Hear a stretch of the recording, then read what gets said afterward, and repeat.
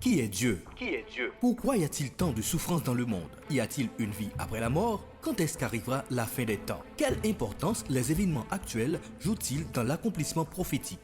Comment l'Église devait-elle se comporter durant le déroulement de ces événements? Dans le but de vous accompagner et d'apporter des réponses à ces questions et à beaucoup d'autres encore, suivez l'émission Découvrir la parole de Dieu Découvrir la parole de Dieu tous les mercredis 5h PM avec le frère Louis Guéraud-Plancher. Découvrir la parole de Dieu, c'est une émission d'études bibliques, d'analyse des prophéties bibliques, prières et encouragements et bien d'autres. Ensemble, découvrons les richesses de la parole de Dieu tous les mercredis 5h avec le frère Louis Guéraud-Plancher. Soyez branchés. Soyez branchés.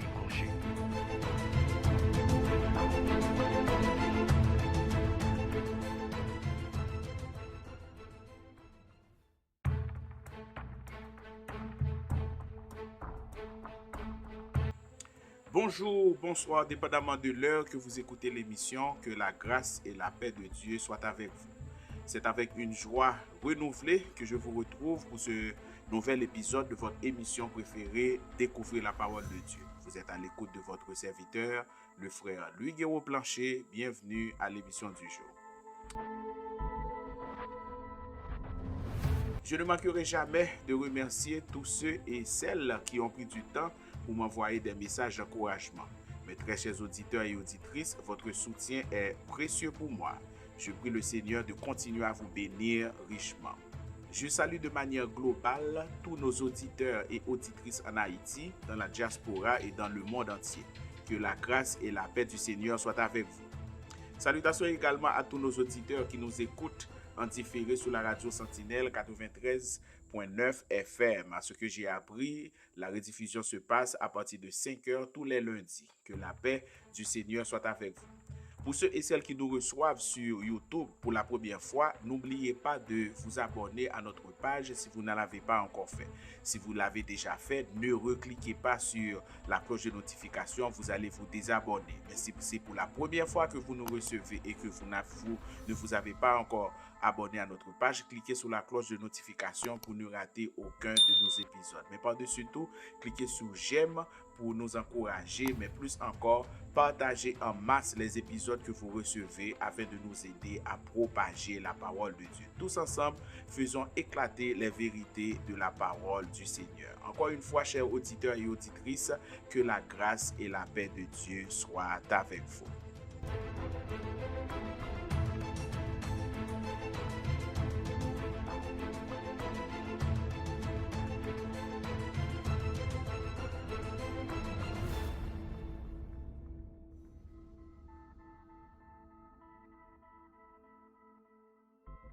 Juste avant d'aborder le sujet du jour, faisons un bref rappel de l'émission de la semaine passée, intitulée, si vous vous rappelez bien, Le réveil de l'ours du Nord, l'invasion de Gog et de Magog, que nous retrouvons dans Ézéchiel, le chapitre 38, le verset 39.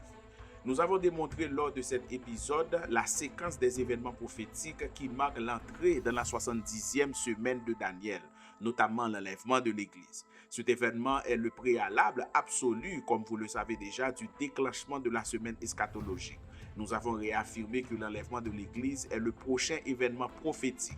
Il marque la fin de l'âge de la grâce et permet le retrait du retenant, le Saint-Esprit de Dieu, agissant par l'Église et à l'intérieur de tous ceux et celles qui ont confessé leur foi dans le sacrifice de Jésus-Christ à la croix. Ce retrait est indispensable pour que l'iniquité se manifeste pleinement dans le monde et que l'Antéchrist soit révélé.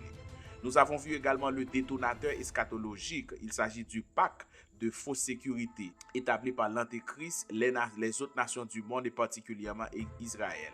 Nous avons vu que l'Antéchrist, le prince qui doit venir, que nous retrouvons dans Daniel le chapitre 9, le verset 26, apparaît dans le chaos post-enlèvement et confirme le pacte de Daniel chapitre 9, verset 27. Ce traité, en garantissant la sécurité d'Israël et en autorisant la reconstruction du temple et le rétablissement des sacrifices lévitiques, sera le détonateur qui redémarrera l'horloge prophétique de Dieu.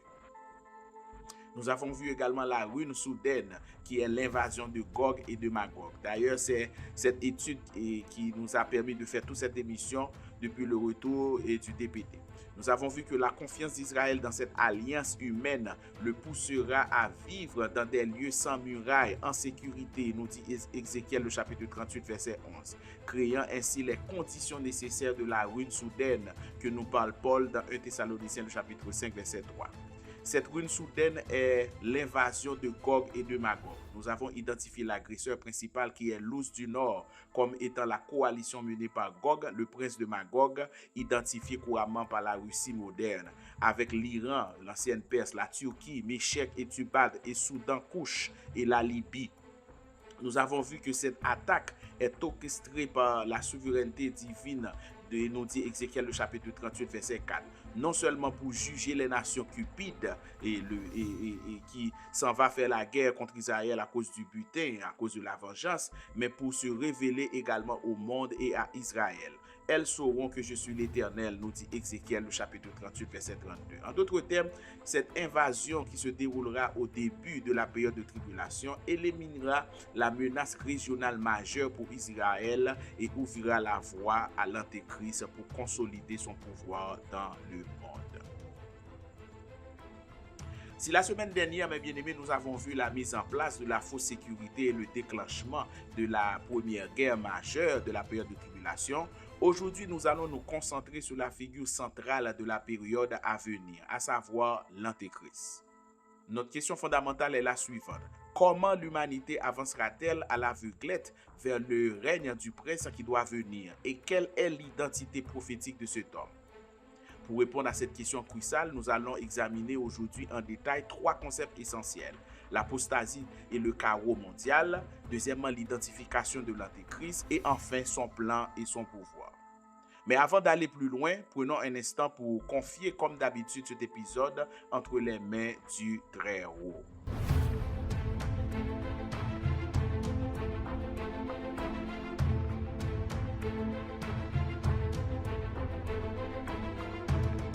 Seigneur notre Dieu, notre Père, nous te bénissons pour ta parole qui est la vérité et la lumière sur notre chantier. Donne-nous dans ta grâce, dans ta bonté, dans ta miséricorde, la sagesse et le discernement nécessaires pour comprendre les prophéties eschatologiques que tu as révélées depuis longtemps, afin d'ouvrir nos yeux à l'espérance vivante que tu offres et de nous rappeler l'urgence de demeurer vigilants et fidèles dans ces temps troublés. Nous te supplions, ô Père, de bénir puissamment cet épisode, d'étendre tes grâces sur tous les auditeurs et auditrices du DPD et d'affermir ton serviteur par la force de ton Saint-Esprit. Que chaque parole prononcée soit inspirée par toi et vienne fortifier, encourager et éclairer tous ceux et celles qui nous écoutent. Nous remettons l'émission du jour entre tes mains, confiant que tu conduiras toutes choses pour la gloire et le bien de ton peuple. Que ton nom soit élevé et que la paix de Christ règne sur chacun de nous. Nous te prions humblement au nom de ton Fils Jésus-Christ, lui qui vit et qui règne au siècle des siècles. Amen.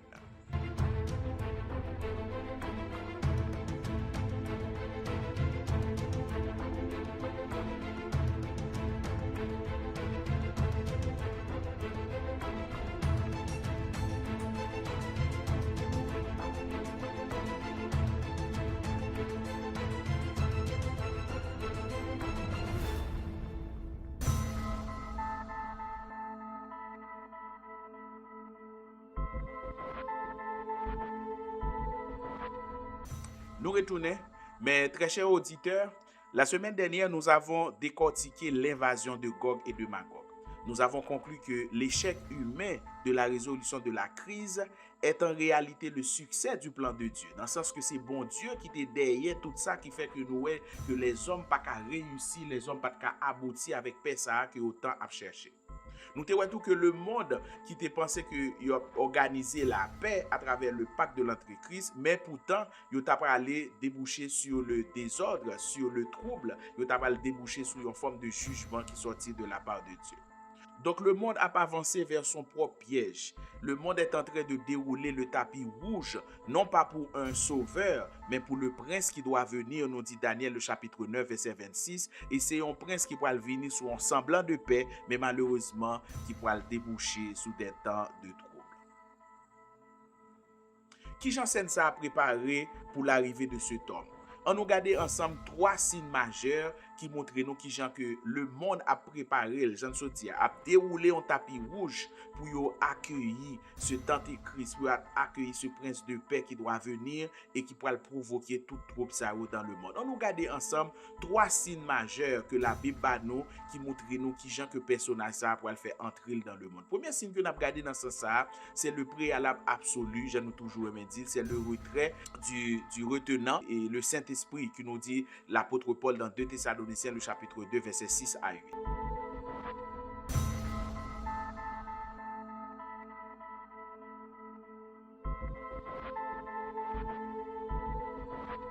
Faut que nous vraiment insister pour nous toujours dire que yon prérequis majeur qui ka permettre que personnage ça apparaît dans le monde, manifesté dans le monde, n'est autre que ce prérequis, à savoir l'Église n'est plus sur la terre. C'est un prérequis majeur que la Bible présente nous et que nous devons besoin comprendre toute importance li et comprendre pour qui ça la Bible présente nous ça. L'apôtre Paul décrit nous dans 2 Thessaloniciens le chapitre 2 verset 7 en ces termes il parle, il dit car le mystère de l'iniquité agit déjà. Il faut seulement que celui qui le retient ait disparu. Qui est ce retenant? Dans notre eschatologie, il est clair et identifié qu'il s'agit du Saint-Esprit de Dieu qui a agi dans l'Église, qui a mouvoir l'Église, qui a guidé l'Église. Donc l'Église de Jésus-Christ est le sel de la terre, la lumière du monde, nous dit Matthieu le chapitre 5, verset 13 et 14. Elle est la présence qui freine l'explosion du mal.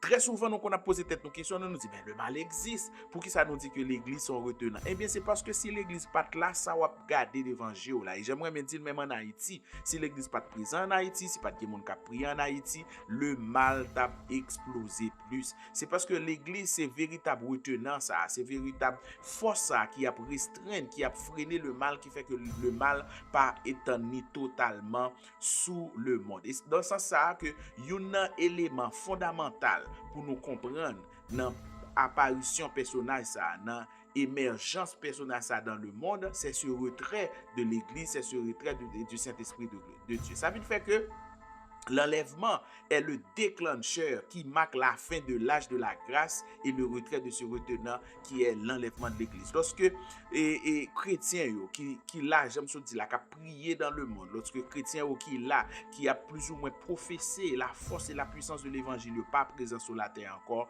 eh bien ça ouvre la voie automatiquement pour ce terpi, l'homme du péché pour le faire apparition, pour émerger dans le monde. Donc, qui conséquence ça a bien comme conséquence l'explosion de l'iniquité. Donc ça va laisser un vide que l'enlèvement de l'église va laisser et vide ça va le combler par l'émergence, par l'explosion du mal dans le monde. Ça veut dire que le mystère de l'iniquité qui agit déjà en coulisses, Jean que le texte dit non, il va pleinement manifester, ça veut dire éclater, paraître dans le monde parce que le pape n'a aucun obstacle encore qui peut stopper, qui peut réfréner, pour faire que le monde pas tomber dans total ténèbres ça que la Bible annonce nous. Ce sera le signal de départ que l'antéchrist, le diable incarné, soit révélé.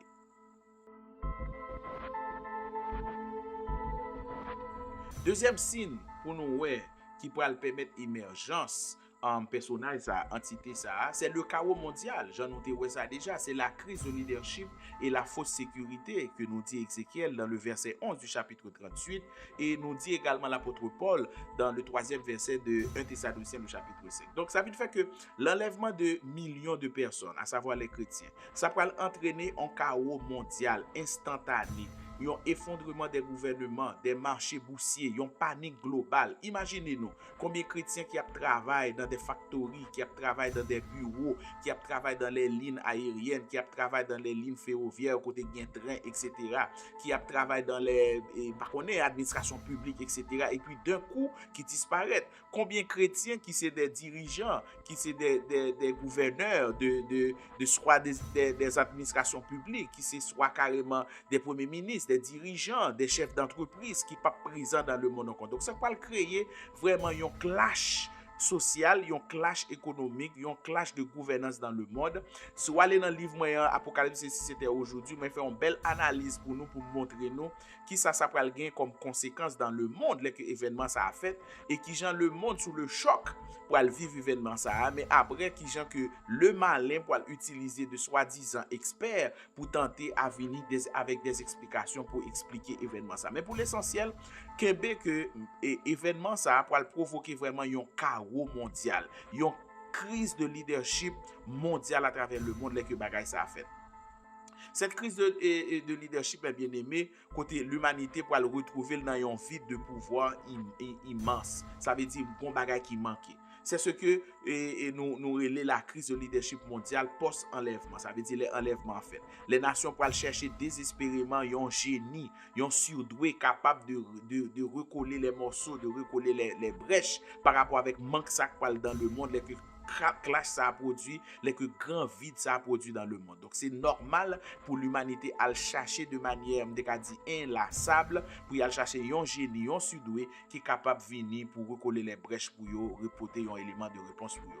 Encore une fois, les nous aller dans le livre moi Apocalypse si c'était pour aujourd'hui, moi expliquer qui gens que désespoir ça pour yon dit facteur qui pourra le faire que moun yo pas sous garde yo a manqué de vigilance qui pourra le permettre émergence personnage ça bien sûr par la ruse qui pourra le séduire moun yo et que moun yo pourra tomber dans filet.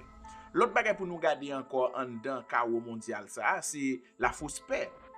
Ça nous entend par là. Nous voulons dire que c'est une brèche que l'Antéchrist a utilisé, que le génie du mal pour l'utiliser pour le faire apparition.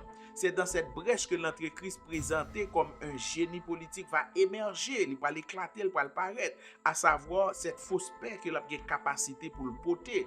La finit par réussir par séduire les nations du monde entier parce que le pourra offrir au monde entier un bagage qui a toujours besoin, à savoir la sécurité. Nous t'ai déjà pour le Proche-Orient, plus particulièrement Israël, c'est une soif obsessionnelle que Israël gagne. Donc les personnages ça viennent montrer effectivement les cas venir avec la paix, ça peut attirer, attracter Israël pour Israël entrer dans bagaille comme ça. Mais en termes de sécurité, tout c'est à travers le monde. Nous actuellement là, même dans la période contemporaine là, pendant nous vivre là, qui gens que gon crise de leadership dans le monde, qui gens gon crise, ont peur de une troisième guerre mondiale là dans le monde avec affrontement guerre qu'a fait en Ukraine, même guerre qu'a fait dans le Proche-Orient qui impliquait plusieurs nations qui ont des armes nucléaires là-dedans qui provoquait une sorte de peur globale. Donc nous sentons ce besoin de sécurité. Donc les personnages ça venir pour soi-disant venir avec des solutions qui pourraient plus ou moins résoudre le problème ça. Ils pourraient d'abord venir avec une solution pour la crise majeure au Proche-Orient, j'ai que nous sommes analysé dans plusieurs émissions déjà pendant pour confirmer Pâques avec Israël et ses différents ennemis et Pâques ça a tout que pour en signer avec les autres nations du monde, il pourra venir tout avec une solution globale de sécurité globale pour tout le monde et c'est ça qui fait tout le monde pour tomber dans le filet. Pas que ça, ils sont promesses de paix et de sécurité. L'apôtre Paul avertit nous que lorsque le monde criera en ces mots, paix, paix, paix et sécurité, ruine soudaine fondra sur eux. Dans ce sens, là, tout le monde a pensé vraiment en paix, le roi crier paix, paix, paix et sécurité, genre que l'apôtre Paul nous dit dans 1 Thessaloniciens chapitre 5, verset 3, pourtant c'est une ruine soudaine qui pourra le fondre sur eux. Donc la montée de l'Antéchrist, en gérant la crise post-enlèvement, en signant le pacte et en gérant les retombées de la guerre de Gog et Magog, l'Antéchrist sera vu comme le sauveur incontesté, l'homme providentiel légitime pour régner sur le monde. Donc c'est toute bagaille ça qui peut le conjuguer, c'est toute bagaille ça qui peut le mélanger, qui fait que le monde en désespoir pour penser que le leader ça c'est un leader qui vraiment un génie politique qui vraiment tombé du ciel qui pourra venir avec la paix pour eux. Donc en d'autres termes nous dit que premièrement c'est l'enlèvement de l'église comme facteur, deuxièmement c'est retomber guerre et Magog en signant le pacte et de sécurité, le pacte d'alliance. L'Antéchrist sera vu comme le sauveur incontesté, l'homme providentiel légitime pour régner sur le monde entier.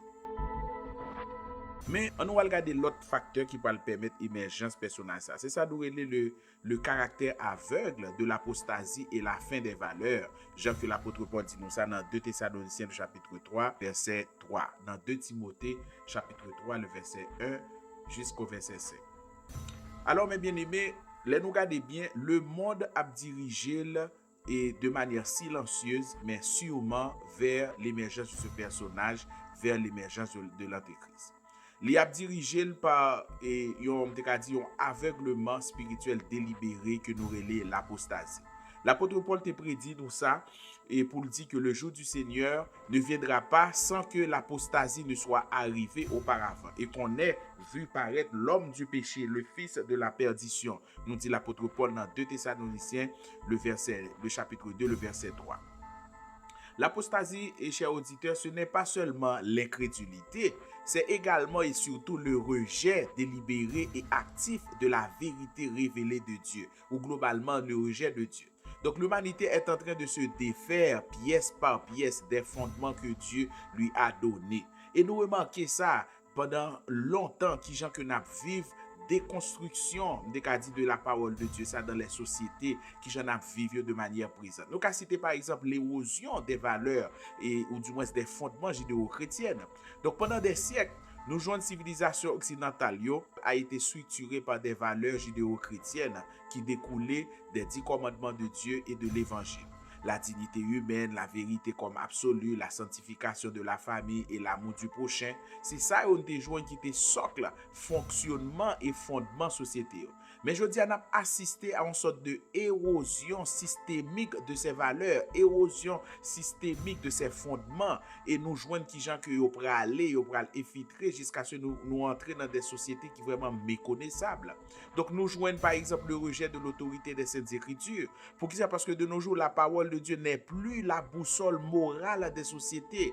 Elle est remplacée par le relativisme où chacun crée sa propre vérité. C'est ça que nous vivons là dans la société contemporaine. Une façon de nous découvrir, nous constater érosion systémique, c'est ça que nous relève la redéfinition de la morale. Les concepts immuables tels que la sainteté de la vie, de la conception à la mort et la structure familiale établie par Dieu sont attaqués, déconstruits et remplacés par des idéologies humaines éphémères. Nous, dans la façon nous jouons érosion systémique, ça encore, c'est vers la montée de l'humanisme. Côté l'homme veut être son propre Dieu, l'humanisme place et la raison et les désirs humains au centre et reléguant ainsi Dieu à une simple option spirituelle, voire à une superstition obsolète. C'est ça que nous vivons dans nos sociétés. C'est comme ça que nous voyons que la société, j'aime se dire, a déconstruit de manière graduelle, mais sûrement, les fondements judéo-chrétiens. Côté Mounio, il n'y a pas besoin, et bon Dieu encore, c'est l'autosuffisance depuis qu'on gagne certaines capacités de réflexion, certaines capacités de production, certaines capacités de dit pour prononcer sur des bagages, il n'y a pas besoin de bon Dieu encore. Nous jouons ce culte du moi et de nos jours l'essence de l'antéchrist que l'antéchrist va utiliser pour qui ça? Parce que le texte l'a dit dans 2 Thessaloniciens chapitre 2 verset 4, il s'élèvera au-dessus de tout ce qu'on appelle Dieu. Donc nous ouais érosion systémique ça l'a produit sous nos yeux actuellement là et c'est ça qui va favoriser l'émergence de ce personnage. Deuxième facteur, nous allons regarder rapidement encore pour permettre l'émergence et personnage. C'est ça le portrait prophétique du temps de la fin que l'apôtre Paul a dressé pour nous dans 2 Timothée, le chapitre 3, les versets 2 à 5. L'apôtre Paul a adressé la Timothée, elle a adressé là avec nous tout, et il a nous un miroir prophétique qui est assez effrayant de notre propre époque, qui est assez effrayant, qui pourra mener nous, qui pourra déboucher vers le moment ça qu'on a étudié ensemble là, qui c'est la fin des temps, qui c'est la semaine eschatologique. L'apôtre Paul avait dit nous dans 2 Timothée 3:1, il dit sache que dans les derniers jours, il y aura des temps difficiles. Pourquoi selon vous l'apôtre Paul parle de temps difficiles? Qui ça l'apôtre Paul entend par temps difficile? Eh bien, ne vous inquiétez pas. Pour qui ça? Parce que il y a des détails, il y a des caractères qui identifient pour qui ça nous parle entrer dans des moments difficiles ça au dernier jour, j'en dis. Il parlait par exemple de l'égoïsme et de la cupidité que nous jouons dans verset 2. Il dit car les hommes seront égoïstes, de l'argent, égoïste dans le sens à l'amour pour propre tête, c'est ça l'ego, l'amour de soi-même qui c'est me dit là la première caractéristique que l'apôtre Paul mentionnait pour nous là, pour qui ça? Parce que le péché dans l'homme est débouché sur l'égoïsme dans l'homme débouché sur, ça me dit, la centralisation de sa propre personne, tout ça qui a passé, c'est pour le concerner lui-même, c'est pour le gagner des retours sur lui-même, ou sur clan, ou sur famille, ou sur amis seulement, au détriment de toute l'humanité. Donc tout tourne autour de sa satisfaction personnelle, des désirs, de l'enrichissement, de tout profit que nous avons imaginé. Donc la prospérité et le confort deviennent des idoles aux yeux d'un individu pareil. Donc l'individualisme radical pour remplacer les notions telles que la communauté, des notions telles que le sacrifice, des notions telles que l'amour, avec l'égoïsme qui pourrait vraiment enflammer ou du moins éclater dans le monde. L'autre côté, nous joignons que l'apôtre Paul, et dans le texte là continue dans verset 2 et 3, encore il parlait de l'orgueil et de la rébellion. Il dit: les hommes seront orgueilleux, blasphémateurs, rebelles à leurs parents, ingrats, irréligieux, etc. L'orgueil, mes bien-aimés, est la maladie de notre temps. Si vous regardez là, dans tout, ou son monde qui branche l'actualité, qui vraiment regarde les nouvelles, les médias, etc., vous pouvez vraiment, l'orgueil est au centre du monde et c'est la maladie de notre temps. Le rejet de toute autorité, de l'autorité parentale, de l'autorité divine, de l'autorité même établie par les hommes, ça veut dire violation des lois, violation des principes. Nous joignons que ces bagages qui caractérisent notre époque, mes bien-aimés. Paul parlait tout pour parler de blasphème. Les blasphèmes ne sont plus cachés de nos jours. Ils sont célébrés dans les espaces publics et sur les réseaux sociaux. Quand on a blasphémé contre bon Dieu, a passé bon Dieu en dérisoire, du moins ça a tenté passer bon Dieu en dérisoire, nous joignons qui ça a fait sur les réseaux sociaux actuellement là. Donc nous vraiment, ouais que schéma ça que l'apôtre Paul t'a dressé pour nous dans partie de Timothée chapitre 3 verset 2 à 5. Là, c'est des bagages que nous vivons là qui concernent le monde nous même. Et c'est dans ce sens ça nous dit que le fruit est mûr. Nous sentons que toute pièce de puzzle ça que te ba nous comme des signes, nous commencer à voir image qui a éclairci image là pour nous qui vraiment montrer nous que nous approcher vers la fin. L'autre facteur que Paul parle encore c'est la haine et l'intolérance. Côté il dit les hommes seront insensibles, déloyaux, calomniateurs, intempérants, cruels, ennemis des gens de bien, etc. Donc nous observons de nos jours une sorte de radicalisation des positions idéologiques qui a éloigné de l'amour et du bien commun. Nous voyons que c'est ainsi que les hommes pas qu'à entendre. D'ailleurs, c'est ça qui a débouché sur plusieurs conflits là. Par exemple, conflit qui a passé là et en Europe qui concerne l'Ukraine et la Russie. C'est parce que les positions idéologiques se radicalisent. Pas de porte pour la paix encore, pas de chemin encore pour la paix encore. Toute position a radicalisé. Pas que côté yon kal joindre l'autre pour chita pour parler. La haine est devenue virale. Tout côté passé c'est la haine qui a prêché, c'est la haine qui a exercé. Les débats sont remplacés par l'insulte et le lynchage médiatique. Chaque monde s'est monté, calomnié, chouré et diffamé sous le monde. Nous avons l'intolérance flagrante de nos jours.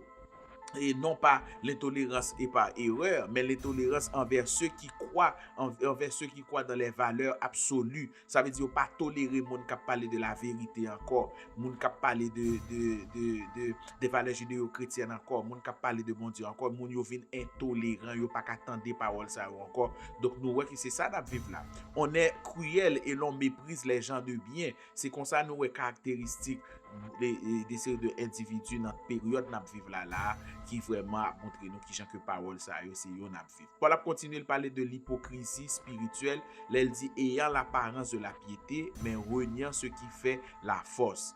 Le comble de l'apostasie, mes bien-aimés, est cette religiosité de façade. Ça veut dire, pendant que vous avez rejeté la parole de Dieu, pendant que vous avez rejeté la sainte évangile, la sainte doctrine, vous venez avec une forme de religiosité qui a venu avec de nouvelles doctrines, de fausses doctrines qui pour détourner de la sainte doctrine. Et c'est là le danger. Et c'est là la porte ouverte à l'apostasie que l'apôtre Paul a parlé là. On pratique une spiritualité sans repentance, sans engagement envers la vérité de Christ, une religion agréable à l'homme et sans conviction. Si ça fait de nos jours, besoin de série de prédicateurs, de série de pasteurs ou de série de hommes spirituels, yo plus à canaliser les messages, les exhortations vers la bénédiction. C'est pas que ça pas existé, c'est pas que c'est pas fondement la Bible, non, vers la richesse, vers le bonheur. Au lieu de faire moun yo, Jean que Jacques dit là, par un miroir qui ouvert devant yo la vérité pour qu'on qui est-ce que yo y est, pour un visage yo, est-ce que yo bien comporté yo envers le Seigneur.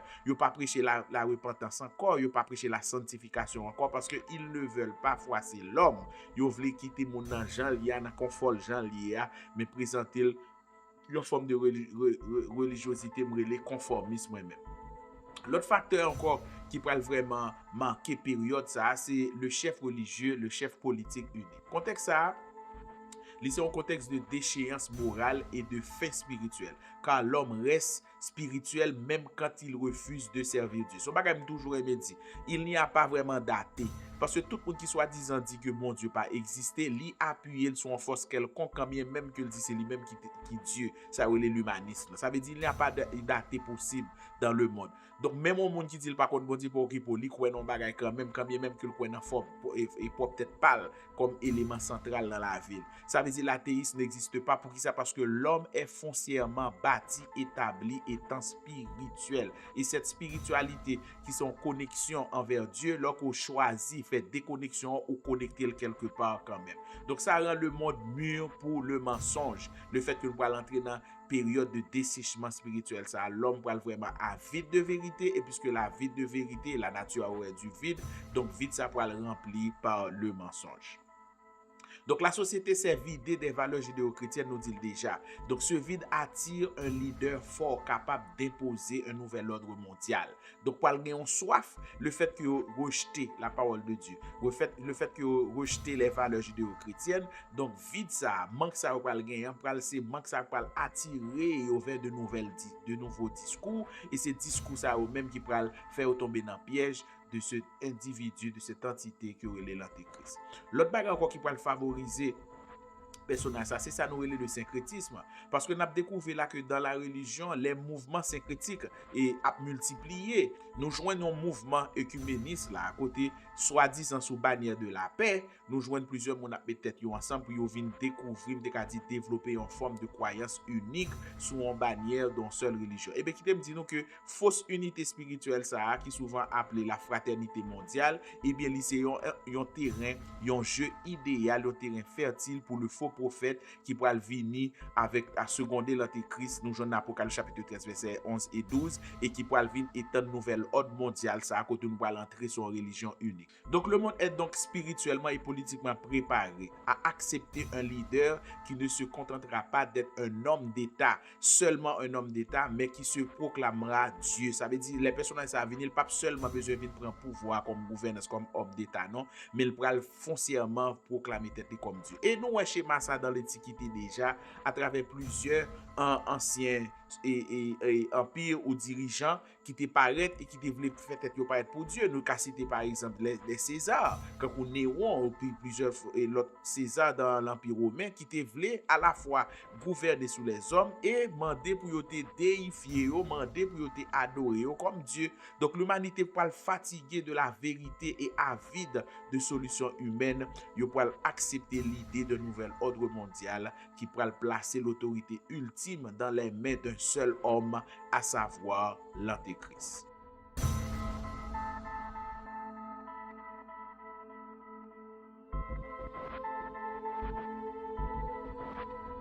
Qu'on y a plus que nous venons ouais qui gens que le monde pour accueillir l'antéchrist.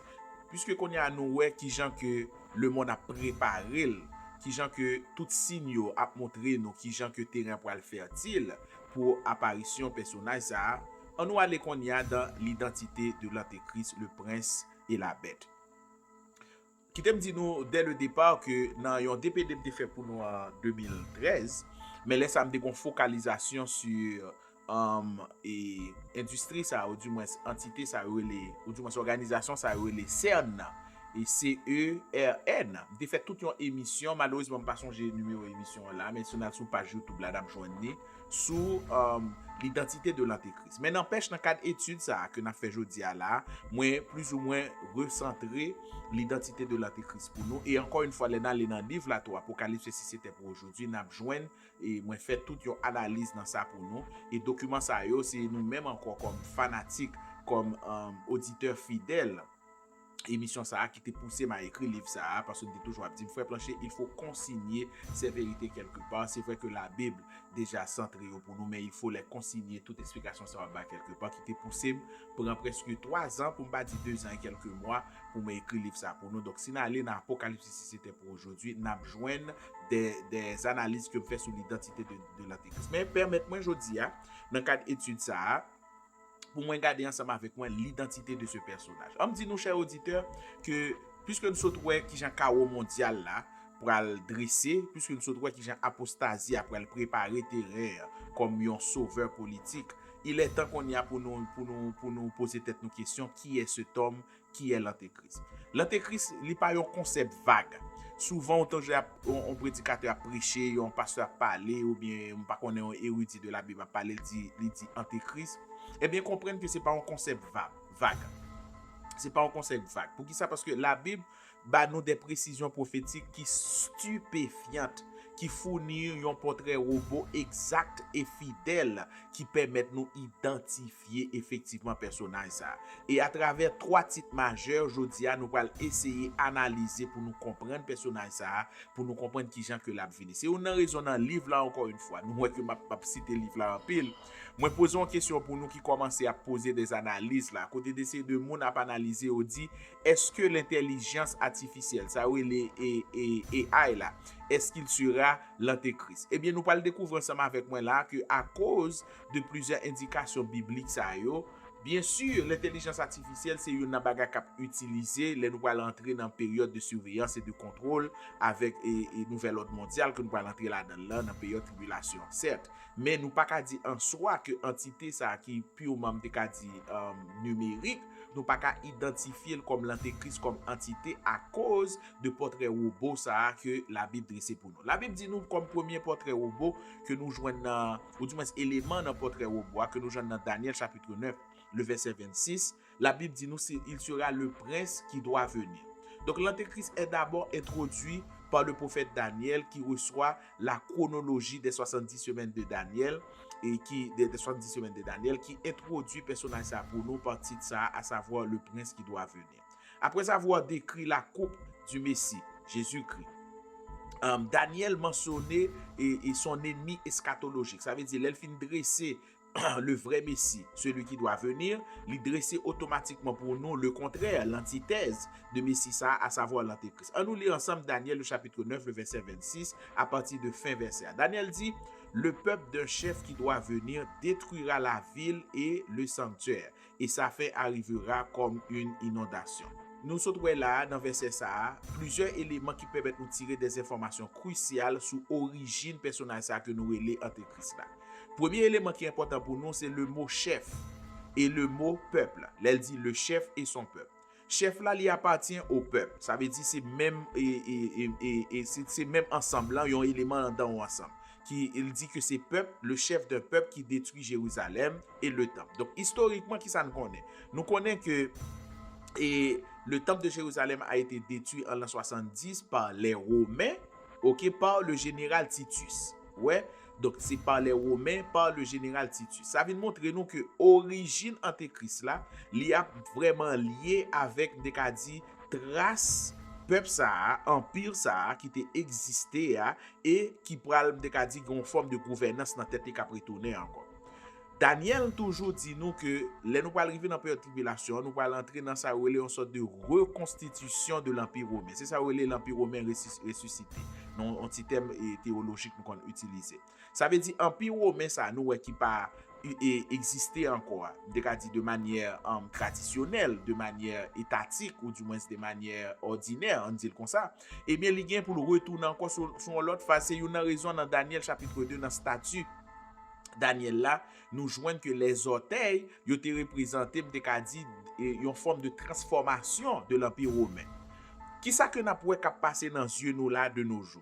Nous joignent que l'Union européenne a tenté reconstruire l'Empire romain, à savoir les territoires qui existaient à travers l'Empire romain. Majorité pays qui sont dans l'Union européenne, bien sûr, l'Empire romain est allé loin, il est en Afrique, etc., dans le pot de l'Asie, faut me dire ça tout. Mais quand même, nous avons une majorité pays qui existaient dans l'Union européenne, là, ce sont des pays qui existaient dans l'Empire romain. Qui ça que ça montre? Ça pas montrer nous que l'Union européenne, nous pas courir dire que l'Union européenne c'est l'Empire romain ressuscité. Non, ça pas suffit non pour nous dire ça. Mais ça montre quand même que cette nécessité ou du moins cet engouement que le monde gagne pour retourner avec l'Empire romain sont l'autre forme. Et l'Union européenne c'est une preuve qu'a passé devant yeux nous là. Mais l'autre bagage que j'aimerais citer encore, n'oubliez pas que les nations prennent naissance, les nations émergent, les nations disparaissent, d'autres nations paraissent après eux. Mais gen ça reconnaît la fusion du moins au vrai thème créole là m'te dit nation qu'on accouché d'autres nations. Par exemple, nous connaissons que les États-Unis sorti automatiquement dans la Grande-Bretagne sorti dans parmi les Britanniques.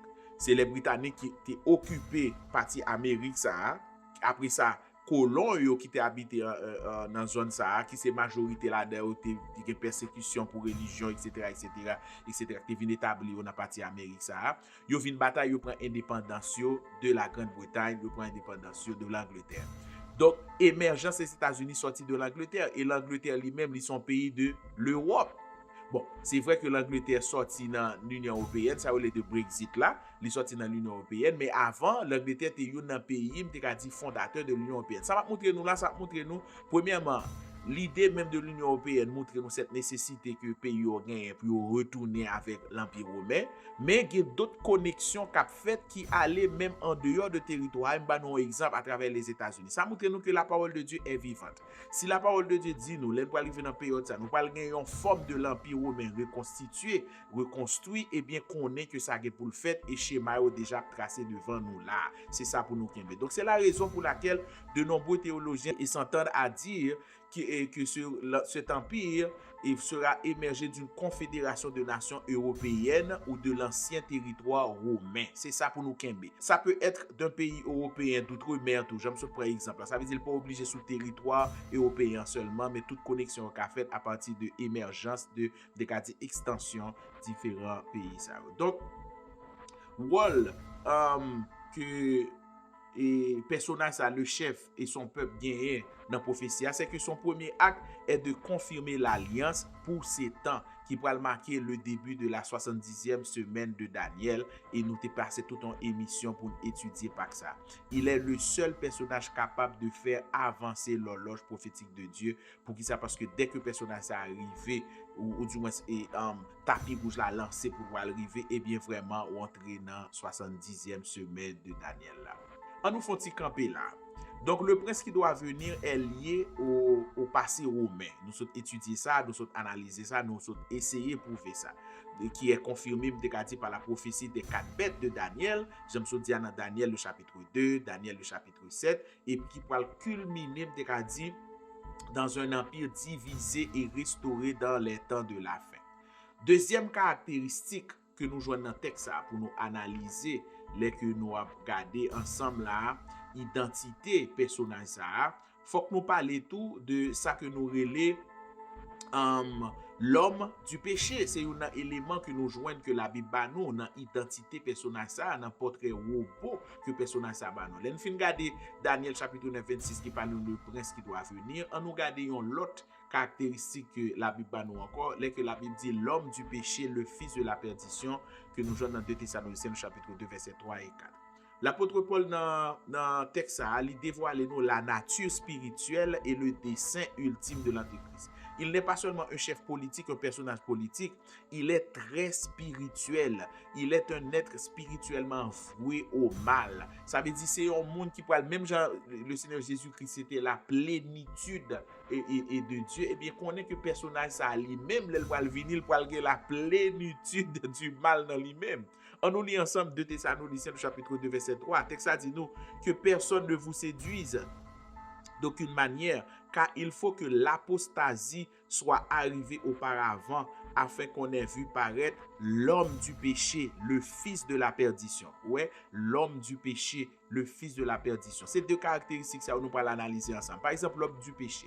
C'est le titre qui exprime sa nature intrinsèque, son tréfonds. Ça veut dire qui ça lié, de qui ça le sorti. Il n'est pas seulement un pécheur, mais il est l'incarnation même de l'esprit d'iniquité. Il est l'opposé parfait du Christ, l'homme parfait dans toute sa nature. Ça veut dire personnage ça, il peut vraiment apporter la caille, charrier la caille, tout ça te carré les mal. Ça veut dire qu'il peut le mal ancré la caille. De iniquité pour la nature, pour le tréfonds.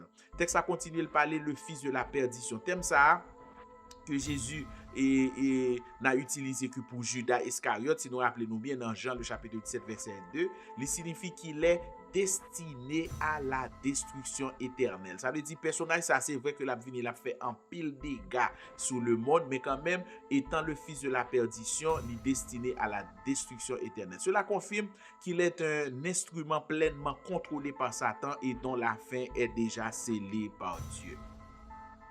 Et yon acte ultime que personnage ça pral gagner pour le manifester dans le monde, c'est ça nous relève le blasphème ultime. Verset 4 a révélé nous son ambition démesurée. Elle dit l'adversaire qui s'élève au-dessus de tout ce qu'on appelle Dieu ou de ce qu'on adore jusqu'à s'asseoir dans le temple de Dieu se proclamant lui-même Dieu. Ça veut dire ouais personnage ça tout ça que je vois me prendre plusieurs exemples, je prendre Néron, plusieurs empires qui passait, plusieurs rois, plusieurs empereurs qui passaient, qui toujours à tenter de déifier tête. Ça que vous pas arrivé faire lui-même, il pourra le faire là que pourra établir un système côté le pourra demander dans système ça pour yo adorer comme Dieu. Texte ça dit se proclamant lui-même Dieu. Blasphème ça le suprême. Il est l'adversaire, l'antichrist, celui qui s'oppose, mais aussi celui qui prend la place de Christ, qui a tenté de remplacer le Seigneur Jésus-Christ. Il entrera dans le temple de Dieu et qui vient pour reconstruire dans la période de tribulation et pour le chita dans le lieu très saint pour le dire tête c'est Dieu. Encore une fois, c'est une analyse que je fais pour nous dans l'Apocalypse si c'était aujourd'hui. Côté me fait nous vivre scène ça, qui j'en scène ça a passé et qui choque. C'est ça pour le provoquer chez la nation d'Israël, parce que la nation d'Israël, c'est vrai qu'il a tombé dans le filet l'antéchrist à travers ce pacte, à travers cet accord que nous avons analysé là ensemble, mais étant ancré dans la parole de Dieu, il a automatiquement comprendre qui ça veut dire. Et c'est le fait que l'antéchrist va faire ça, même qui fait au dire ah non, ça nous pas rentrer là-dedans, et puis automatiquement l'antéchrist va l'obliger de tourner persécution envers eux-mêmes, parce que lui-même il va déclarer tête lui-même Dieu.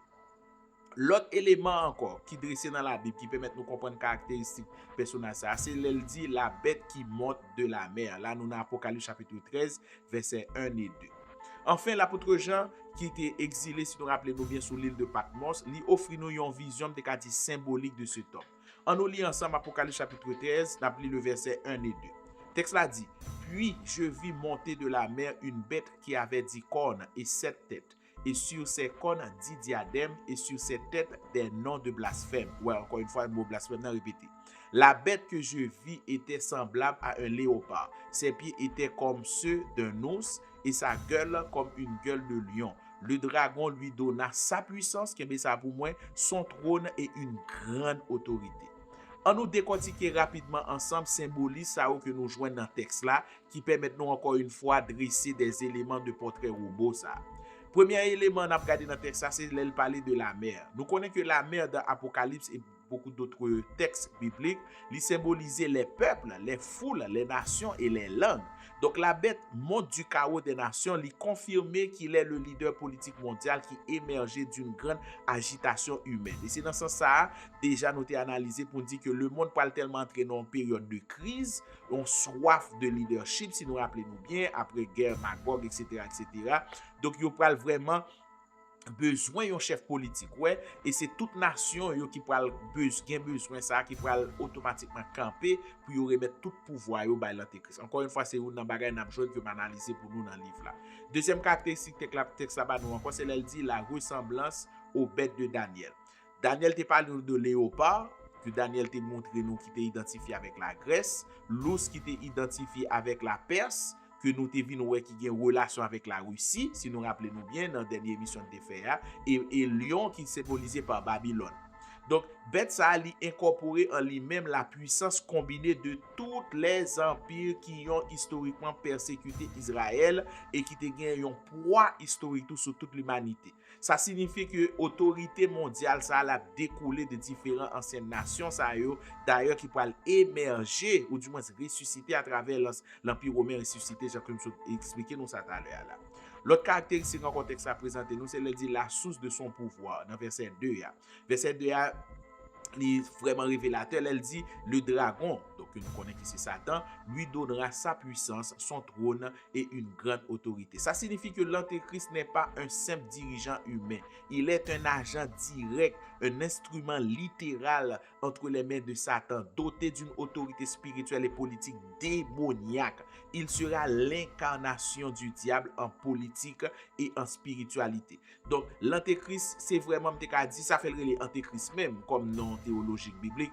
C'est parce que l'antéchrist, c'est dit l'antithèse de Christ. Si Christ, c'est Dieu incarné, Dieu fait homme, incarné comme révélation à l'humanité, pour le pardon des péchés, tout le reste que vous savez, et bien l'antéchrist lui-même, c'est l'incarnation du mal, l'incarnation de Satan sur la terre qui vous venez, dit, tourmenter le monde, etc. Donc, comme conclusion, comme identité de l'antéchrist, texte dressé nous là, portrait qui permet de nous comprendre, que l'antéchrist sera un prince qui doit venir. Donc, originairement, la sortie de l'ancien empire romain, ça que nous relève théologiquement, l'empire romain ressuscité. Donc, des pour besoin chercher personnage, ça comprendre ni nationalité, comprendre ni comme culture, comprendre qui j'allais émerger, c'est là pour commencer à garder.